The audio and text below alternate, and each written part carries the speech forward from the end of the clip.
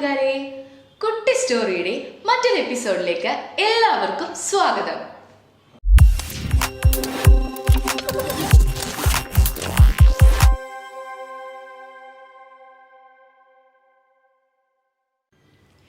നമ്മൾ ഇന്ന് പറയാൻ പോകുന്നത് ഏത് കഥയാണെന്ന് അറിയാമോ?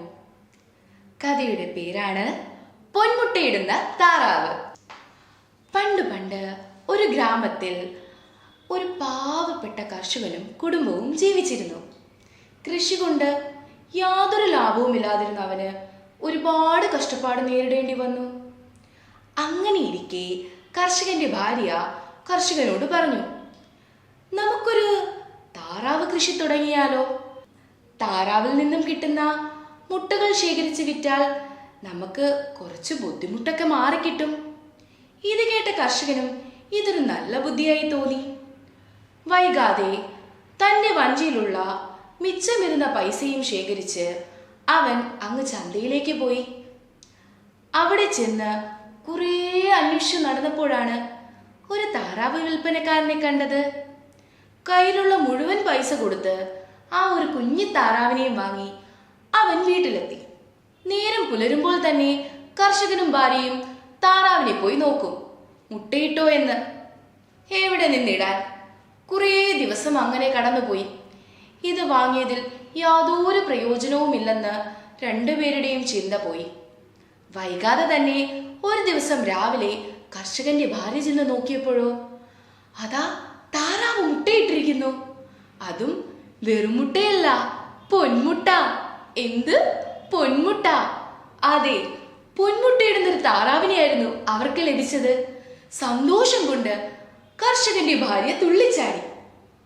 ഓടിച്ചെന്ന് കർഷകനോട് ഇത് പറഞ്ഞു. കർഷകനും സന്തോഷവാനായി. വൈകാതെ കാലങ്ങൾ കടന്നു പോകുന്നതിനോടൊപ്പം ഓരോ ദിവസവും ഓരോ പൊന്മുട്ടയായി താറാവ് നൽകി.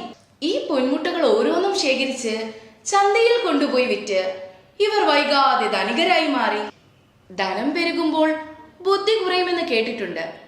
അതുപോലെയായി കർഷകന്റെയും ഭാര്യയുടെയും അവസ്ഥ.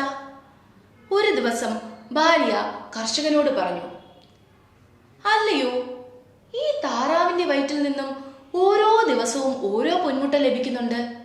എന്തുകൊണ്ട് നമുക്ക് ഈ പൊന്മുട്ടയെല്ലാം ഒരുമിച്ച് ലഭിച്ചുകൂടാ?